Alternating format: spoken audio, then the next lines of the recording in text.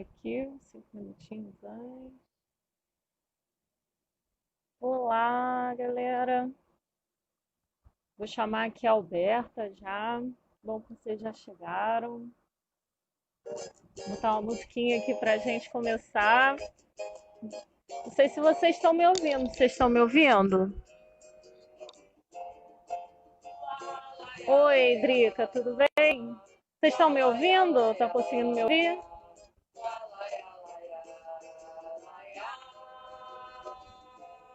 Isso. Vou chamar aqui a Alberta já. Meu Deus. Nós somos mulheres de todas as cores, de várias idades, de muitos amores. Lembro de Dandara, mulher foda que eu sei, de Elza Soares, mulher fora da lei. Lembro de Anastácia, valente guerreira, de Chica da Silva, toda mulher brasileira. Crescendo oprimida pelo patriarcado, meu corpo, minhas regras, agora mudou o quadro. Mulheres, cabeça e batem nada. Oi, Gabi, obrigada. Já chamei a Alberta aqui. Eu não sei porque tenho que ser a tua felicidade. Não sou só projeção, você é que se bate. Meu bem, amor, assim quero longe de mim. Sou mulher, sou dona do meu corpo e da minha vontade. Tá me vendo? Oi, Alberta, tô te vendo e te ouvindo também. Eu não sei, eu boto o celular de lado ou eu boto o celular em pé? Olha, eu coloquei de lado. Você tá em pé? Não, tava em pé, mas aí eu vi que você botou de lado, aí eu botei de lado também. Ah, tá. Então, eu não sei. O que vocês acham? Celular em pé, deitado, tá bom assim? Viu? Ó, já tá recebendo vários aí, ó, elogios, Alberto.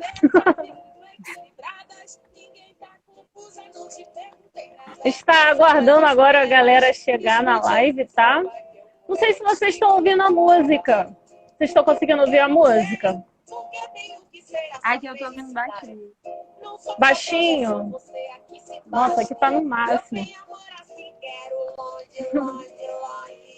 A sua imagem, Karen, que pra mim tá travando um pouco. Tá travando? Vou ligar aqui meu estado. Ah, ó. Eu não sei porque tenho que ser a sua felicidade. Não sou só projeção, você é que se bate. Eu tenho amor assim, quero longe de mim. Sou mulher, sou dona do meu corpo e da minha vontade. Ai, me falou que ela tá escutando a música bem.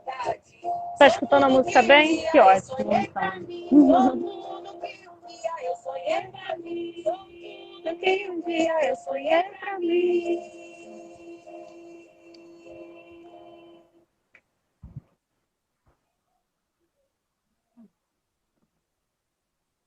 Então, falta um minutinho para as 9 horas aí.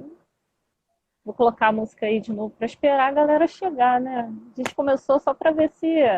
Coloquei antes só para ver tudo estava dando certo aqui, né? Primeira vez na live, tem que estar tudo certo. O celular caiu, levou. Vou colocar aqui. Então, galera, vamos conversando, vamos interagindo. Gostaria de saber de onde vocês são, da onde vocês conheceram aí, da onde vocês ouviram falar da live. Nós somos mulheres de todas as cores. Vocês são da UFRJ, são educadores.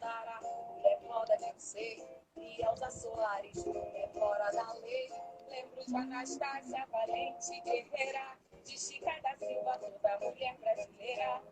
RJ.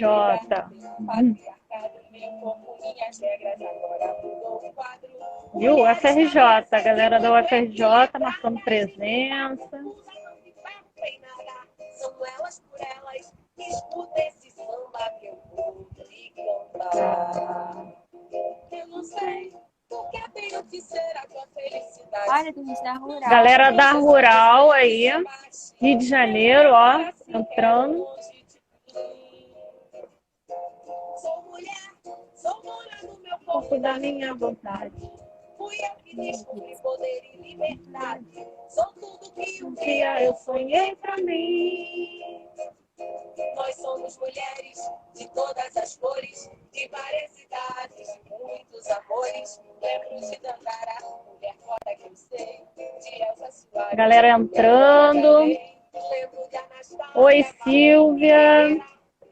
Cléo tá entrando também. Agora deu 9 horas, a galera agora vai entrar, ó. Sejam bem-vindos à live. A Brenda! Brenda Bauer. Oi, Brenda. Oi, Silvia. Tudo bom? Que bom que vocês estão aqui hoje conosco. Vamos bater um papo bem legal nesse dia tão importante, né? Aí. Oi, Brenda. Então, eu gosto dessa música, galera. Estão ouvindo a música? Então, Alberta, vamos começar? Vamos começar. Deixa eu só dar um pause aqui na música. Vamos começar o nosso bate-papo. Então, galera, boa noite. Que bom que vocês vieram. Sejam bem-vindos ao Semente. Esse é um coletivo de educadores, tá? Eu sou a Karine de Oliveira. Quem quiser me seguir lá no Instagram é @Karine de Oliveira, tá? Sou bióloga e trabalho com pessoas com deficiência. Sou criadora do curso Audiodescrição Pocket também. Vou mediar esse bate-papo hoje aqui. Espero que vocês interajam com a gente também, tá? Eu me descrevo como uma mulher branca, com cabelos cacheados. Estou usando hoje uma blusinha lilás também, com flores. Esse ano, hoje a gente está realizando essa live, porque além do assunto ser importante, hoje é dia 26, Dia Internacional da Igualdade Feminina, e estamos no Agosto Lilás, em comemoração a essa data também, tá? Esse ano completa 12 anos da Lei Maria da Penha também, é um ano importante. Esse bate-papo, ele vai ser uma forma de quebrar esses paradigmas, né, em relação à mulher. Com mudança na mentalidade, esse autoconhecimento através dessa educação, da informação, consequentemente, a gente muda a nossa maneira de agir, as ações em relação a essas questões, a gente aprende a se posicionar melhor também. Então, eu vou chamar a Alberta Juliana, a nossa convidada de hoje, para se apresentar e se descrever também. Oi, gente, eu sou a Alberta, eu faço direção teatral na UFRJ, sou bailarina, artista. Eu me descrevo como uma mulher preta, de cabelo black e a blusa listrada. Ok, isso aí, perfeita. Então, eu vou começar aqui com um quebra-gelo, tá, gente?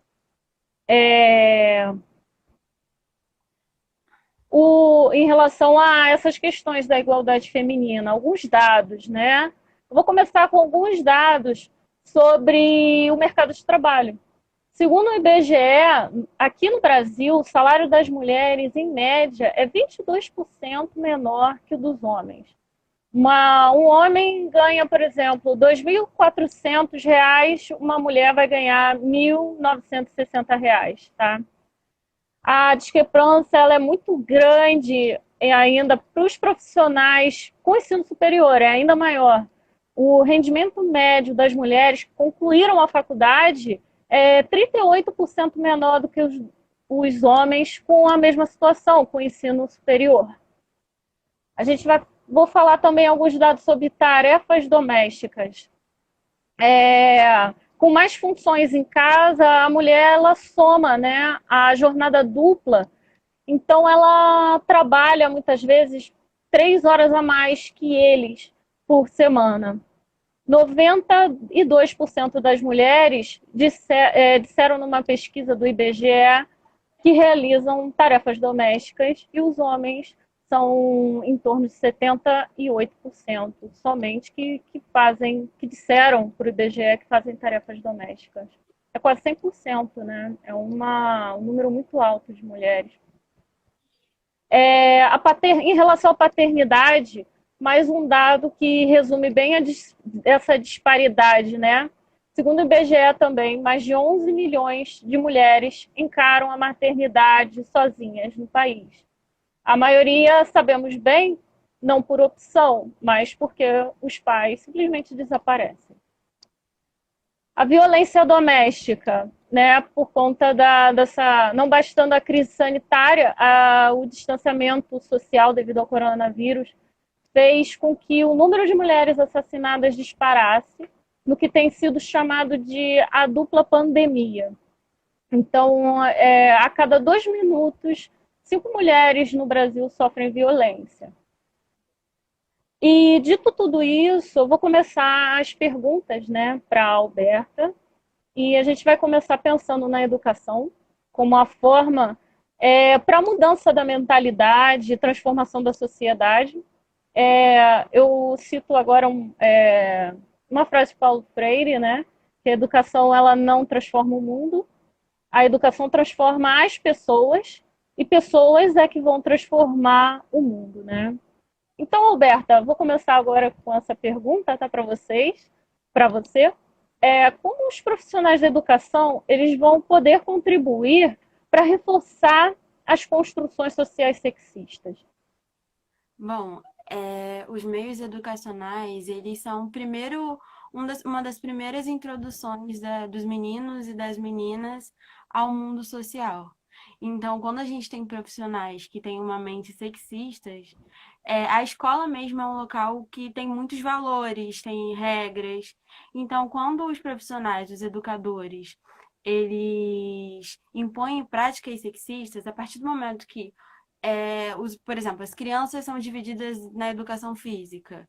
E aí os meninos vão jogar bola e as meninas vão brincar de amarelinha, enfim, de alguma coisa onde quando não é incentivado uma prática de esporte para as meninas também, quando ocorre essa divisão, sabe? Então, inclusive a expectativa que os professores têm sobre as alunas, sobre as meninas. Geralmente se espera do comportamento feminino que as meninas reajam de uma forma mais carismática, de uma forma mais meiga, mais gentil. Se espera dos meninos que eles sejam mais agitados, que eles sejam mais agressivos. Então, desde pequenos são feitas essas imposições. E durante a educação primária, a educação infantil, as crianças elas ainda estão nesse processo de formação de opinião, de formação de e elas vão aprendendo valores que são impostos a ela. Elas vão aprendendo como elas devem se comportar na sociedade.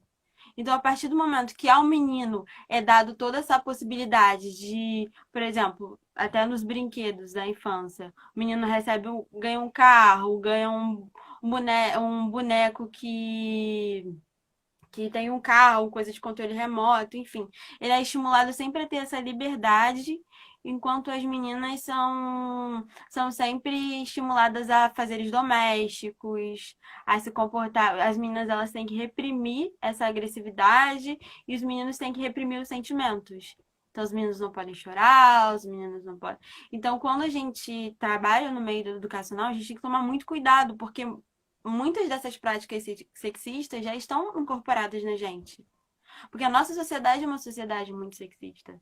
É uma sociedade que divide os papéis das mulheres e os papéis dos homens e principalmente inferioriza os papéis das mulheres, dizendo que elas não podem fazer várias coisas e é desde pequena. Então, acho que é Exatamente. Até tem uma experiência que eu trabalhei como auxiliar de creche há muito tempo atrás e foi bastante marcante, né? Que eu trabalhava junto com uma outra moça, né? E aí um menininho, né? Eu trabalhava com crianças de 3 a 4 anos e esse menino chegou e trouxe uma flor que ele achou linda e ele queria usar a flor aqui.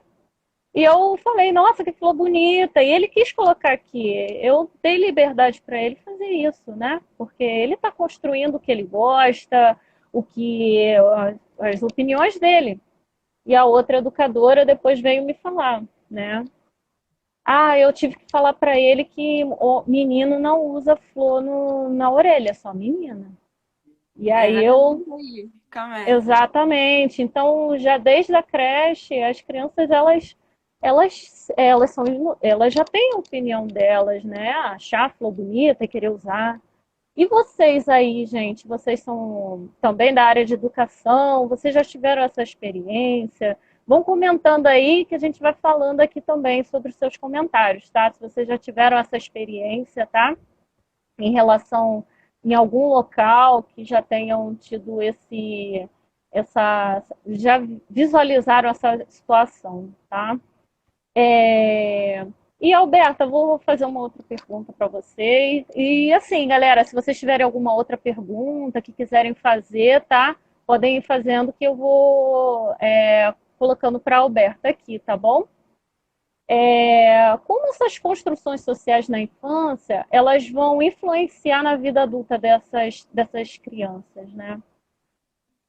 Eu acho que isso fecha até um pouco das possibilidades que que as meninas veem para elas e que os meninos veem para eles.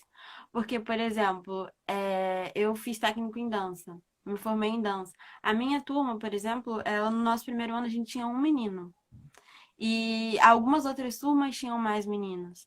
Mas, por exemplo, para os meninos, eles se sentem fechados, sentem fechadas as portas, por exemplo, de fazer coisas mais artísticas, dança, teatro. E para as meninas também fica fechado, porque elas não podem fazer coisas do tipo jogar futebol, elas não podem fazer coisas do tipo ser treinadora, ser atleta.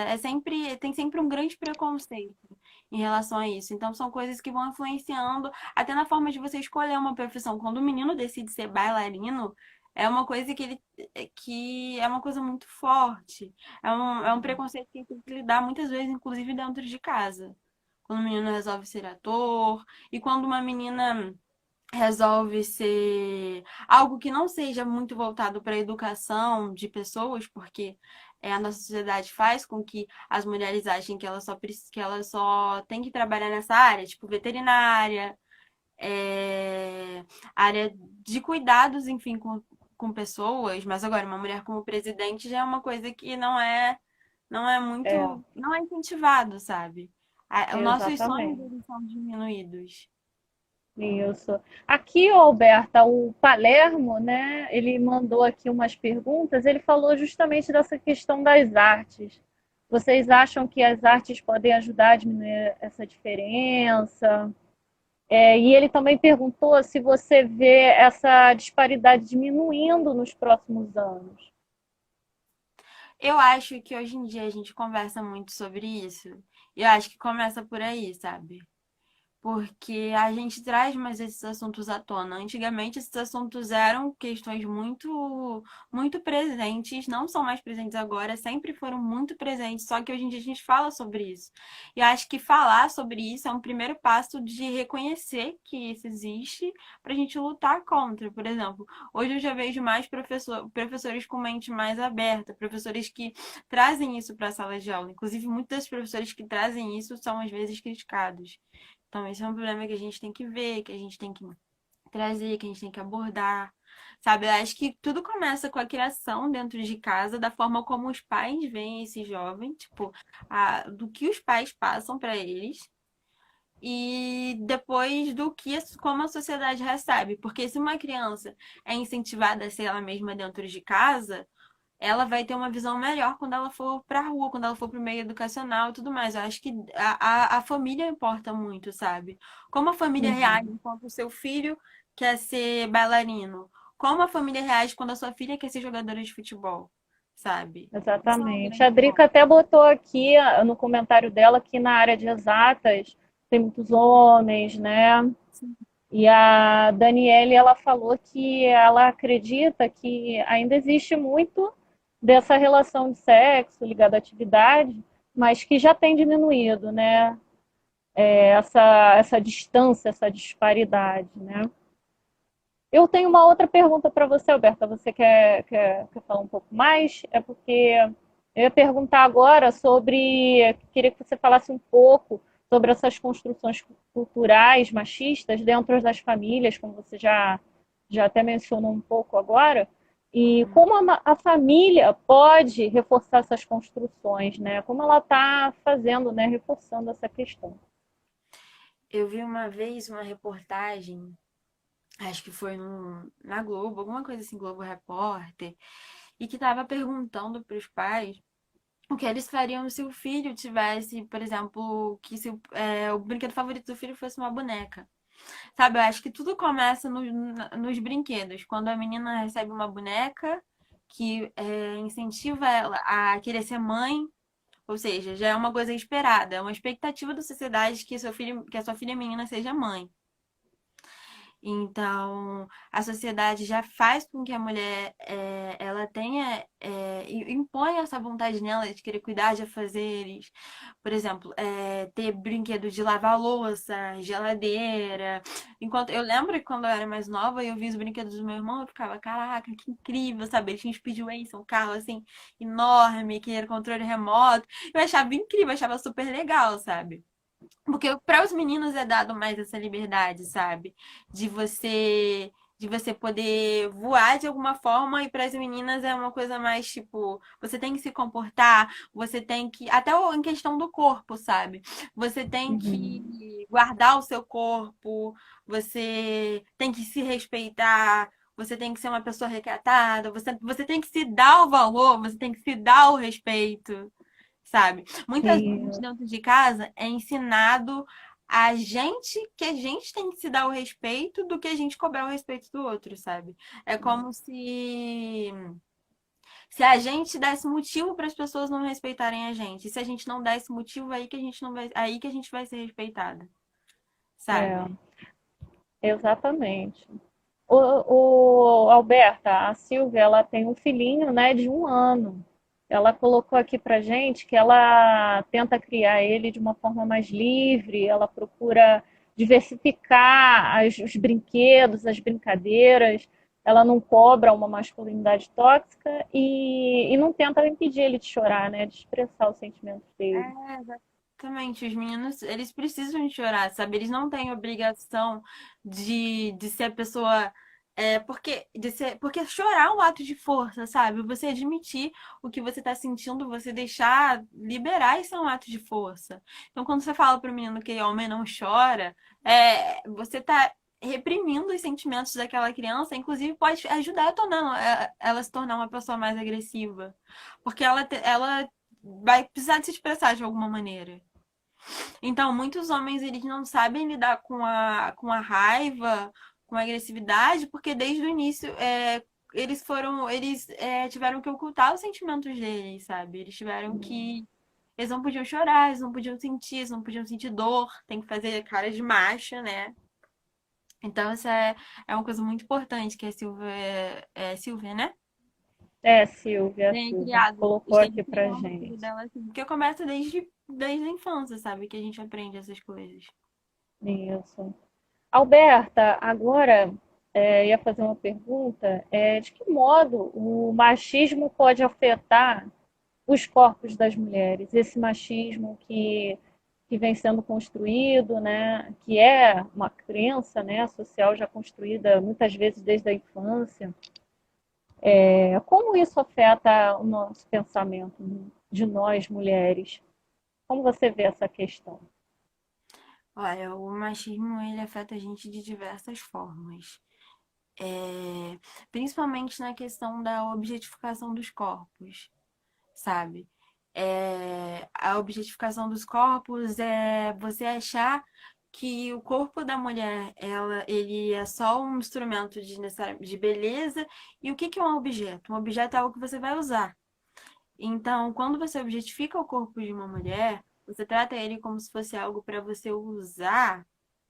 Então, quando você trata ele como se fosse algo para usar, fica parecendo que a mulher é algo para servir o homem, sabe? Isso que é a objetificação, quando a gente trata, é, quando a gente resume a mulher à questão física, sabe? E é muito mais do que isso. Então, o machismo ele afeta os nossos corpos sempre, desde que quando nós somos assediadas na rua, né? Porque a gente tem medo de andar na rua sem acontecer Uhum. alguma coisa, desde quando acontece alguma coisa com a gente e a culpa é nossa, né? Dizem que a culpa é Exatamente. nossa. É, a gente não Desde poder usar certas roupas, né? Exatamente, é a Porque, roupa que a gente estava, é sempre a roupa que a gente estava usando, é sempre o lugar que a gente estava andando. Eu vi um caso da menina que ela dormiu no Uber e foi estuprada e falaram, mas quem vai dormir no Uber? Sabe? Culparam ela por ela ter dormido no Uber. Então é assim, o machismo ele faz os homens crerem que eles têm um poder sobre os nossos corpos, que eles têm esse tipo de controle, sabe? E muitas vezes isso é imposto às nossas cabeças, tipo, dependendo da família, se a menina é criada numa família que faz ela aceitar esse tipo de coisa, ela se submete a várias coisas. Inclusive, por exemplo, ter relações sexuais. Uma pessoa não é obrigada a ter relações sexuais com o marido, com o namorado, se ela não quiser. Não é porque a pessoa está casada que ela é obrigada a estar disponível a todos os momentos, sabe? E coisas, gente, exatamente. falam, ah, mas fulana é minha mulher, como é que é? Ela é sua. Quando você diz que ela é sua mulher, não significa que ela é sua, que o corpo dela é sua propriedade. Ela está com você porque ela quer estar com você. E não porque ela é obrigada a estar ali, ela é obrigada a te satisfazer, ela é obrigada a usar o corpo dela a seu favor, da forma como você preferir. Então, isso são coisas muito sérias que a gente precisa falar sobre, que a gente precisa debater até a questão de, por exemplo, a gordofobia é algo que atinge homens e mulheres, mas principalmente as mulheres, porque as mulheres que são gordas são consideradas feias, são consideradas, são fora do padrão, então a palavra gorda já foi atribuída a como se fosse algo negativo, o que não é. Ser gorda é uma característica da pessoa. Exatamente. Tem essa questão, né, de incorporação das categorias mulher, aí vai raça, etnia, vai somando várias crenças sociais em relação àquela questão, né? E aí vai potencializando esse fato da exclusão, né, do preconceito, da discriminação. Sim. Como eu trabalho com pessoas com deficiência, isso acontece muito com mulheres com deficiência. E até vou conversar convidei a Brenda Bauer, que está até aqui hoje assistindo, para a gente conversar um pouco sobre essa questão da mulher com deficiência, o machismo também, porque vai muito além do corpo em si, né? Que é muito Uhum. aceito em relação à questão médica, né? E hoje a gente entende que a pessoa com deficiência, a gente vê ela como no modelo social, né? Que o espaço ele não é o espaço é que não é adequado para aquela pessoa, né? É um modelo visto como uma questão de diversidade mesmo, uma reflexão da pluralidade do corpo, né? Da, e da mesma forma as outras categorias, né? A orientação sexual, religião, né? Então a gente tem que realmente ir para essa nova mentalidade, né? Repensar a nossa forma de pensar, que muitas vezes vem construída com essa carga de crenças sociais e a gente muitas vezes nem percebe, né? E assim, eu queria saber da galera, Alberta, se eles têm algum caso para falar também em relação a essa questão do machismo, como isso afeta vocês, a forma como vocês veem essa questão também. Aqui é para ser uma conversa, tá, gente? Vamos interagir, coloquem seus exemplos aqui também, tá? Para a gente ir conversando. Até o Palermo aqui mandou uma outra mensagem para a gente. Ele perguntou qual é a opinião de vocês sobre o caso recente da menina de 10 anos, né? Que realmente está na mídia e realmente é um reflexo dessa sociedade machista, né? O que você pensa em relação a isso, Alberta? você Eu acho que quer é falar muito sobre o sério assunto. quando, Exatamente. quando as pessoas estão fazendo uma manifestação em frente ao hospital e quando não tem ninguém cobrando, indo em cima do responsável por isso, sabe? Houve uma exposição, um peso todo em cima da vida da criança, porque muitas pessoas estão dizendo que são pró-vida, mas se essa criança tivesse essa outra criança, essa criança tinha muitas chances de morrer, porque Exatamente. Ela não estavam tem dando pra estrutura isso. ainda para ter isso. Exatamente. Então, muita gente diz que é pró-vida, mas pró-vida de quem? Entende? Porque você ia basicamente sacrificar, provavelmente sacrificar a vida de uma criança por uma vida que não ia nem mal ia conseguir chegar até aqui, sabe? Então, tipo, É, enquanto muitas pessoas estavam fazendo uma manifestação e pelo motivo errado, sabe? A é, indignação não deveria ser com as pessoas que são a favor dessa criança abortar, que agora já abortou, enfim.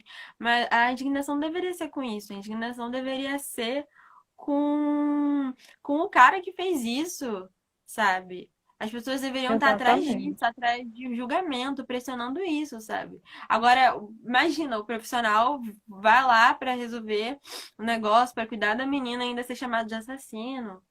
Sabe? São as pessoas que. E o pior é que as pessoas se julgam cristãs, sabe? Elas dizem que É, seguem Cristo, mas Cristo é o amor, sabe? Tipo, eu, em tudo que eu já aprendi, em tudo que eu tive voltado, eu sou uma pessoa cristã. Enfim, o que eu aprendi sobre Jesus, assim, se eu for para resumir em uma palavra, eu resumo em amor. Então, quando você não tem empatia sobre o outro, quando você julga o outro, quando você bota os seus pensamentos, a sua realidade sobre o outro, sem empatia, quando você não representa esse amor que você tanto fala, então de que amor você está falando, sabe? exatamente. E é aquilo, né? E outras questões vêm. Até quando a gente tem que se proteger? Desde os 6 anos de idade a gente tem que estar se Exatamente, protegendo. Desde que sabe? dos 6 anos de idade a gente tem que entender o que, que é o machismo estrutural, então são questões muito complicadas. A gente tem que mudar realmente a mentalidade e começar a realmente nos empoderarmos como mulheres, né? A gente vai falar até sobre essa questão mais um pouquinho mais para frente, mas para a gente poder realmente não ter mais esse tipo de caso que é um absurdo, né? Eu já vi gente falando, eu falo pra minha filha não usar shortinho dentro de casa, porque tem homem em casa, sem pensar quem você tá botando na sua casa, que a sua filha não pode usar um short. Exatamente. Entende? Porque não Exatamente. é a criança que não pode usar o short. É a sexualização da pessoa. Que tipo de pessoa está dentro da sua casa que a sua filha não pode usar um short? Sabe? Então são coisas bizarras que a gente ouve desde criança, que a gente tem que se adaptar, sabe? Então é muito sério. É. Ô, Alberta, vou te fazer outra pergunta. Que você falou sobre objetificação dos corpos femininos no iniciozinho, né? Você tinha até comentado. O que que seria isso, assim? A objetificação é tratar o corpo como um objeto. Uhum, O que que são objetos pra gente? São coisas que a gente usa. Então, a partir do momento que a uhum, gente trata o corpo de algo para o uso, algo que seja para agradar alguém.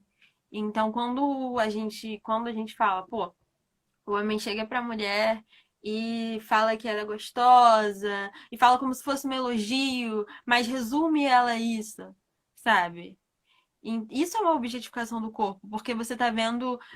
Primeiro que você tá vendo o físico dela acima de qualquer outra coisa. Segundo que ela é gostosa porque ela satisfaz suas vontades, sabe? Ela satisfaz o seu desejo visual. Então, a objetificação é isso. É muito atribuir esse efeito, tipo, da mulher ser como um objeto mesmo, ser algo pra agradar, algo pra ser usado. Então, isso que é a entendi. objetificação dos corpos femininos. Então, Alberta, a gente nessa diversidade, nessa pluralidade, né, de pensamentos, de formas, de pessoas, né? como o machismo ele vai afetar os corpos lésbicos, né? Como é que você pensa essa questão? Bom, é bem para esse lance da objetificação, porque Uhum. quando você é homossexual, bissexual, isso já é um choque para a sociedade. Mas agora, indo para os corpos lésbicos, falando de mulheres, assim, é... a sexualização dos corpos lésbicos é a coisa mais evidente, sabe? Existem homens que não aceitam, por exemplo, em relações abertas, enfim, que não aceitam que as mulheres se relacionem com outros homens, mas aceitam que elas se relacionem com outras mulheres. Porque Uhum. é uma coisa agradável para alguns homens, é uma coisa, é uma espécie de fetiche, sabe? Então acontece muito isso em relações lésbicas, acontece muito esse inconveniente de um homem usar isso como fetiche. Ele não aceita essa relação como uma relação amorosa, não aceita, não leva isso a sério e ainda age como algo que seja para agradá-lo. Ele quer que seja algo para agradá-lo, porque tem uma erotização, sabe, dos dois corpos femininos se amando não é um amor, é uma coisa que é pro fetiche dele, pro prazer dele, sabe? Então é assim que o Uhum. machismo é isso que ele faz com os corpos lésbicos. Além de objetificá-los, ele sexualiza. Então, inclusive pornografia, bastante. Tem vários pornôs lésbicos, várias coisas que não são para o público lésbico, são para o público masculino, Uhum. entende? Que traz isso, que transforma esse amor de duas mulheres em uma É, sexualização. entendi. Carnaval é muito comum casais lésbicos estarem juntos e um homem aparecer e pedir para participar. Então, É, né? não Essa só no falta. carnaval, mas em festas, a todo momento, sabe? É uma coisa extremamente conveniente e desrespeitosa. É algo muito ruim que a gente ainda tem que encarar, a gente ainda tem que lidar com isso, sabe? Infelizmente, esse tipo de falta de entendimento, né? Aqui, ô, Alberto, o que que aconteceu, gente? O meu Instagram aqui travou os comentários. Acho que você Tem vai aqui gravar. o. Eu fui aqui agora. Tem o Hare Alexandrite, que ele contou aqui um caso aqui, inclusive sobre o meu caso, até hoje defende meu abusador. Então, ele contou aqui o caso, mas também esse caso da menina eu vi pessoas defendendo e concordando com o estuprador dela. A sociedade é deplorável, né? Ele contou, essa pessoa ela contou aqui o caso e tá desse abuso, né? Que ela sofreu também, né? Aqui, no caso, Alberta, o Palermo, ele também pediu para você mandar um beijo para ele, tá? Ele mandou várias Beijo, perguntas. Matheus, te amo. Perfeito.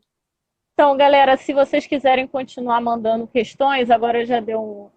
Podem mandar comentários, perguntas, tá? Sobre as Tem um questões, caso comentário aqui vocês. muito interessante, Pode falar. que é do Harry Alexandrite, que é, Uhum. acho que um jeito fácil de resumir a objetificação é quem te objetifica não te ver como ser humano. Uma pessoa com Exatamente. sentimentos, etc. Só uma boneca inflável para usar e descartar depois. Aqui. Isso. É, é isso, né? Exatamente. Ainda tem que quebrar bastante paradigmas para poder construir uma sociedade mais equi, com mais igualdade feminina, né? Com outras formas de pensamento.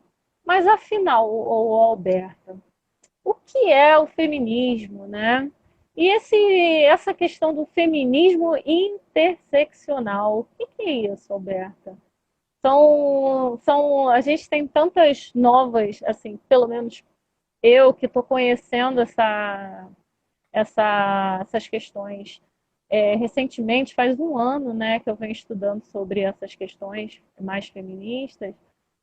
São termos, assim, basicamente um pouco mais novos, né, que vieram, né, à tona por conta desse empoderamento mesmo dos movimentos, né? Então, você pode falar um pouco sobre isso? que seria o feminismo interseccional? O feminismo é um movimento que busca a igualdade entre homens e mulheres. Muita gente acha que é algo que quer fazer com que as mulheres sejam maiores do que os homens, mas não é. Inclusive, os homens precisam do feminismo, sabe? Porque quando o homem ele ouve que ele não pode chorar, que ele tem que pagar todas as contas, que ele tem que ser a pessoa mais forte e tudo mais, ele tá precisando do feminismo, porque o feminismo quer igualar, quer dizer que nós somos seres humanos, que nós somos pessoas e que todos nós podemos fazer qualquer coisa.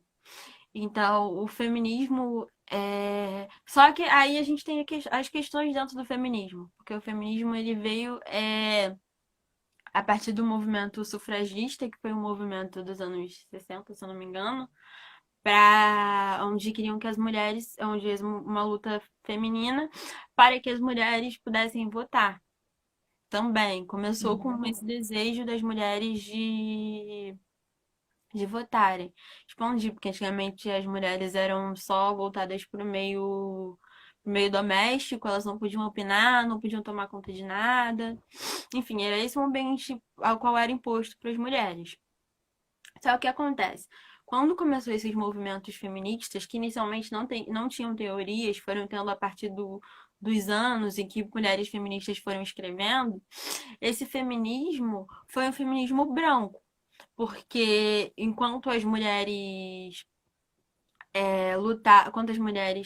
brancas lutavam para que elas pudessem trabalhar, para que elas pudessem opinar, as mulheres pretas estavam sempre trabalhando, desde sempre, elas não eram consideradas nem gente. Então elas estavam sempre nas casas das mulheres brancas, cuidando dos seus filhos, cuidando da sua roupa, cuidando de tudo.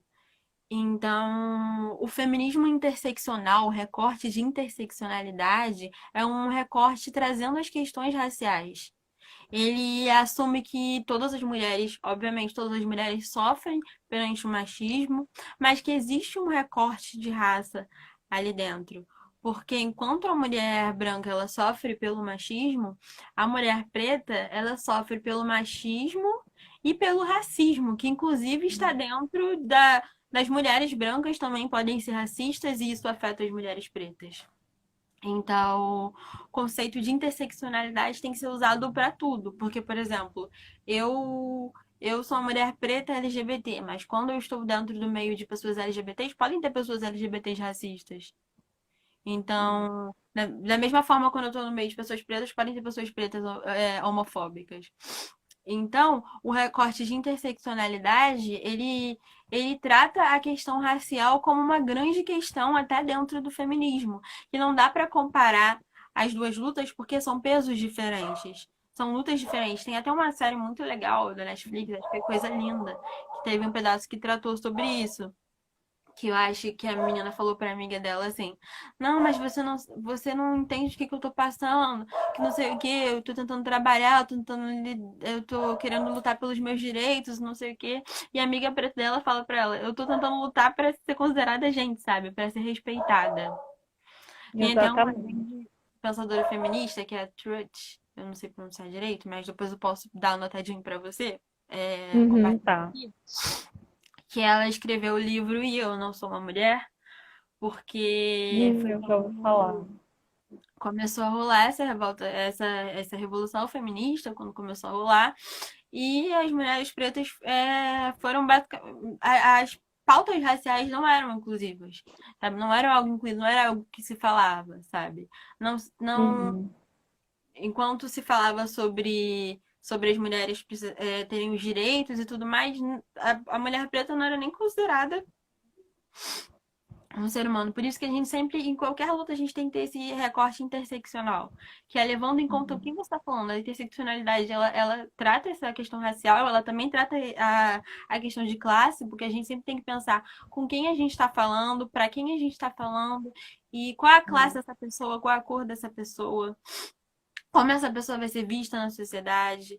Então, o feminismo interseccional, ele não é uma coisa que não é um, por exemplo, muita gente chama o feminismo interseccional de feminismo preto, porque ele foi instituído por mulheres pretas. Precisou Uhum. de ser uma grande luta para que a questão racial fosse uma pauta.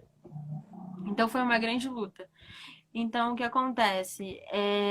Não é uma coisa separatória, sabe? Não é tipo, vamos ter o feminismo preto e o feminismo branco. Não é isso. Sim, o feminismo, quando ele surgiu, foi um feminismo branco, foi um feminismo que não contava com as causas raciais. Mas a pauta interseccionalidade é uma pauta de acréscimo às causas feministas. Uhum, É um feminismo abrangente que trata essas causas, reconhece o sofrimento das mulheres, reconhece o quanto isso afeta nos corpos das mulheres, mas reconhece que é de uma forma diferente, porque até dentro das questões feministas, algumas mulheres podem sofrer mais do que outras, porque a sociedade tem, causa um peso maior sobre essas mulheres. uhum. É isso que é E interessante. falando um pouco sobre essa empatia entre mulheres, né? Vou te perguntar agora um outro conceito, né? Que é o de o que é a sororidade e dororidade, né? Qual seria a diferença, né, entre as duas? Então, a sororidade vem muito de irmandade, é um termo que vem de irmandade, e é esse apoio das mulheres a outras, frente, porque o machismo ele tem uma coisa muito forte também, que é gerar rivalidade feminina. Por exemplo, tem muito esse lance de, sei lá, o seu namorado te trai com uma menina, você vai querer bater na menina, entende? Mas quem te traiu foi o seu Uhum, namorado. Então, a exato. sociedade ela sempre emprega na gente que a gente tem que as mulheres não elas têm que Tem que disputar. rivalizar de alguma Elas forma, têm né? uma rivalidade. Se É, você vê até em séries norte-americanas, várias coisas assim, quando tem duas mulheres fortes, elas sempre são rivais de alguma forma. Elas sempre estão disputando algo. Elas sempre estão é. disputando talvez uma pessoa, um cargo. Então, a sororidade, ela vem como essa quebra dessa rivalidade feminina. Só que, Uhum, assim como o feminismo, a sororidade, ela não pensou nessas questões raciais. Então, tem um conceito feito pela Vilma Piedade, que é uma feminista, ela, inclusive era da UFRJ, incrível. Ela é uma pensadora incrível, professora, ativista, enfim, a Vilma Piedade, ela fez o conceito de dororidade, que é a dor através da resistência. É uma sororidade preta, levando em conta as questões raciais, levando em conta é mais uma cresce uma pauta feminista também, levando em conta a dor que as mulheres pretas estão passando, a dor que as mulheres pretas sempre passam de uma forma estrutural na sociedade, sabe, de uma forma desde sempre, desde pequenas. Desde que a mulher preta é vista como feia por causa do cabelo, é vista como uma mulher inferior, enfim, aí a sororidade ela traz isso, ela traz esse acréscimo. Então, o resumo da palavra sororidade é resistência através da dor. hum. Ah, legal. Essa dororidade eu não conhecia, realmente. Alberta, tem algumas perguntas dos nossos telespectadores aqui. O Palermo veio com outra pergunta aqui para você. Quais atitudes vocês acham que podem ser tomadas pela sociedade como um todo para que seja erradicada a objetificação do corpo, tanto masculino quanto feminino? Quais atitudes você pensa que a sociedade podia tomar para acabar com isso? Tinha uma coisa, eu sempre lembro de exemplos, assim, quando eu vou pensando nessas coisas. Mas, por exemplo, tinha uma coisa no Big Brother que eu lembro quando eu era novinha, que minha mãe não deixava eu ainda assistir Big Brother, que eu via que muitas vezes quando passava as mulheres tomando banho, fazendo qualquer coisa, a câmera filmava assim a bunda da mulher, filmava as pernas da mulher, filmava assim devagarinho assim, ia passando pelo corpo. Hoje em dia já é uma coisa que não acontece mais, mas quando eu era pequena era algo que era algo gritante assim. Eu lembro bastante disso. Era, às vezes eu via assim, tipo, às vezes dava espiadinha assim, minha mãe vendo Big Brother. E aí eu via isso, a câmera focando nessas partes. E tipo, eu acho que pensar nessa metáfora da câmera focando nas partes do corpo da mulher já é uma forma da gente pensar como a sociedade vê a mulher. Uhum. Entende? A sociedade vê a mulher como esse corpo e a sociedade também vê o homem como esse ferro, sabe? Esse ser sem sentimentos, que não pode chorar, que não pode sofrer, que tem que ser forte para tudo. Então, da mesma forma como a sociedade cobra esse lance do corpo da mulher, ele cobra esse lance da frieza do homem, do posicionamento, Exatamente. de assumir a liderança, enfim. Então, eu acho que a gente pode fazer em relação a isso começa com é, começa desde a infância, né? Na educação dos nossos filhos, porque eu acredito que, por exemplo, eu acredito que futuramente a sociedade vai ser bem melhor, porque eu acredito que nós somos uma geração melhor. Isso é uma coisa que eu tenho muito orgulho, porque coisas que eu vejo pessoas mais velhas reproduzindo, eu sei que se fosse algo falado entre pessoas da minha idade, entre meus amigos, pessoas da minha zona de convivência, seria algo que nunca seria aceito. Então eu acho que a É, gente está que a nossa caminhando, sociedade, né? que a gente está caminhando. Isso é uma coisa É, eu preciso não só de ter esperança, mas que eu preciso de enxergar também, é, sabe? Albert, é que a galera está comentando aqui. Eles estão falando sobre aquela questão do corpo da Valéria Valença, que aparecia no carnaval, seminua, né? Basicamente nua, né? E isso essa apresentação acabou, né? Eles deixaram de apresentar a Valéria, uma mulher seminua no carnaval, como vinheta, né? Você lembra? Eu não sei.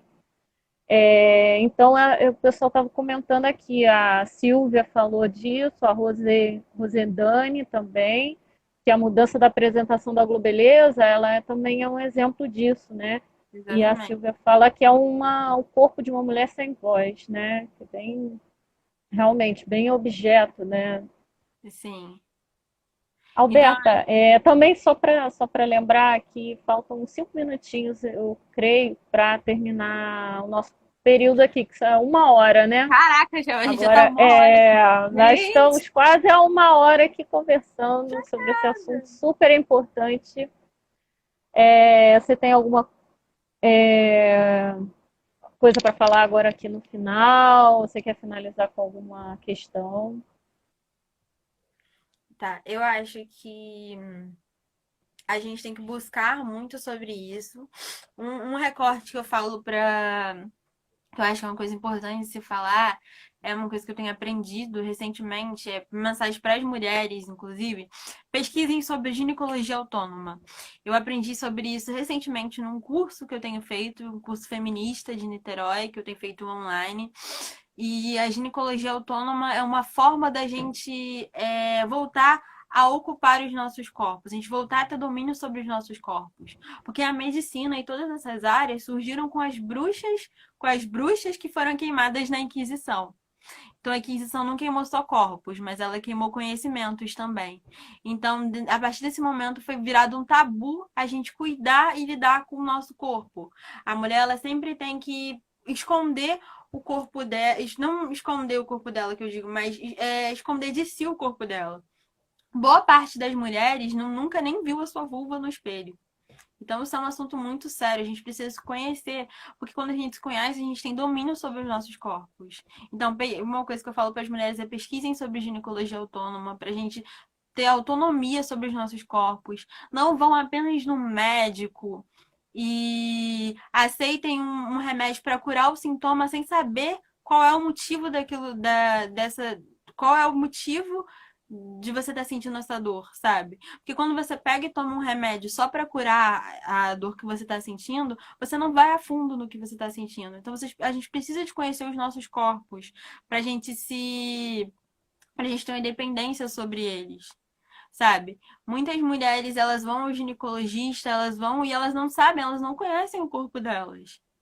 sabe? A gente precisa de democratizar isso, de entender, de pesquisar sobre isso. A ginecologia autônoma, ela traz isso, ela traz a pesquisa das mulheres sobre os corpos delas, para que não seja algo que seja facilmente manipulado pelos outros. A gente tem que entender o nosso corpo, a gente tem que aprender a aceitar a menstruação como algo natural, como algo normal do nosso corpo, aceitar. Os meninos, eles são sempre muito influenciados a conhecer o corpo deles, a conhecer, tanto questão de masturbação, questão de tudo. Eles são sempre influenciados a conhecer os corpos deles, mas a gente também precisa de conhecer os nossos corpos para a gente ter autonomia sobre eles. Então é sobre isso que trata a ginecologia autônoma. Para todas as mulheres que estão assistindo, eu falo. Hoje é dia da igualdade feminina, eu falo, pesquisem sobre isso, porque quando vocês aprenderem a cuidar do corpo de vocês, quando vocês aprenderem a acompanhar todos os seus ciclos, vocês vão entender melhor a sua questão hormonal, vocês vão entender melhor sobre si, sobre tudo. Então é muito importante que a gente estude, que a gente pesquise, que a gente saiba mais sobre a gente, sabe? Para que outras pessoas não nos dominem com a nossa falta de conhecimento. Então é Isso isso. aí. É muito interessante essa ignorância, sabe? É muito interessante para que nossos corpos sejam dominados, é muito interessante essa ignorância. Então a gente não pode deixar isso acontecer. A gente tem que procurar. Hoje em dia a gente tem muito mais acesso à informação. Então vamos buscar esse empoderamento dos nossos corpos. Então é basicamente isso. Então, Alberta, gostaria de agradecer você hoje imensamente por ter aceito esse convite, ter falado com bastante propriedade sobre o assunto. A gente aprendeu muito hoje. Agora, muitas mulheres, homens também, várias pessoas que assistiram essa live vão se posicionar muito melhor sobre várias questões. Eu agradeço ao Semente pelo convite, pelo espaço também cedido, em especial a Patrícia, a Joyce, a Ludmila, Sara, do nosso coletivo, ao Vitor pelas artes produzidas e a todos vocês por terem interagido, tá? Muito e terem compartilhado esse momento conosco, compartilhado experiências. Foi maravilhoso. Agora, galera, para a gente poder fazer uma ação concreta, tá? Para unir as nossas vozes nesse dia, né, internacional da igualdade feminina, a gente vai fazer uma ação simbólica, tá? Ao final dessa live. Eu vou colocar no feed uma mensagem com a frase da música que estava no início, aquela música Mulheres, só que é a versão feminista feita pela... Isso. E eu esqueci o nome. Vai estar escrito lá nessa arte que a gente fez com a mensagem. Então, eu gostaria de que vocês que estão comprometidos, né, que assistiram essa live, que possam compartilhar essa mensagem nos stories ou no feed, ou enviar só para alguma pessoa, tá? Para a gente poder colocar essas sementes também na mente de outras pessoas, tá? A gente poder amplificar a nossa forma de transformar o mundo através da educação. E essa é uma mensagem singela só para a gente fazer essa ação simbólica, tá? Eu quero agradecer Quer agradecer, Alberto? Quero agradecer a todo mundo que assistiu. Agradecer a Karen, minha prima maravilhosa. Agradecer a Obrigada a você. agradecer a todo mundo que tá surtando, porque eu surtei antes de fazer essa live, sim, gente. Falei, não vou fazer, a primeira vez é assim. Vai cair. Agradecer a todo mundo. Agradecer a todo mundo que tá assistindo, assistiu a gente desde o início, a quem precisou sair, a quem tá aqui, a quem vai assistir depois, né? Deixa salvo. Tem como deixar salvo? Vai deixar salvo? Eu vou deixar salvo. Inclusive, eu vou deixar salvo lá no nosso feed, tá? Quem quiser reassistir, tá? Pode compartilhar também, tá bom? Vou deixar salvo lá. Muito bonito o que vocês estão fazendo, Karen. Parabéns, de verdade. Muito obrigada por esse espaço. A gente ainda tem muita coisa para falar, muita coisa para debater. Então, vamos sempre estar pesquisando, sempre estar aprofundando conhecimento. Aprofundando e enriquecendo o nosso discurso. Desculpa, a gente estar nervosa. Foi maravilhoso. Então, galera, eu vou finalizar aqui. Beijo a todos, tá? E sigam o Semente, tá? Que a gente faz live com assuntos bem interessantes sempre, tá bom? Boa noite a todos. Tchau, Alberta. Tchau, galera. Muito obrigada.